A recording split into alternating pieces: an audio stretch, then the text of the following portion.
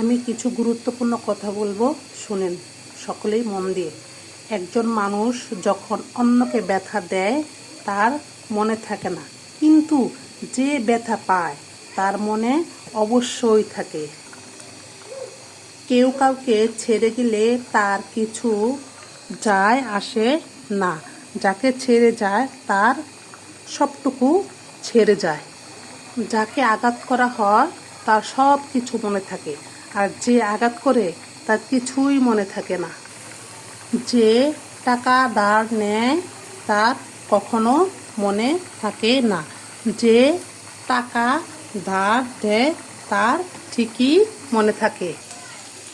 এই পৃথিবীতে যে আঘাত করে তাকে কিছু বলা হয় না, যে আঘাত পায় তাকে সমাজ উল্টো কথা শোনায়। কিন্তু নিয়মানুসারে যারা কষ্ট দিয়েছে বিচার হওয়া দরকার তাদের।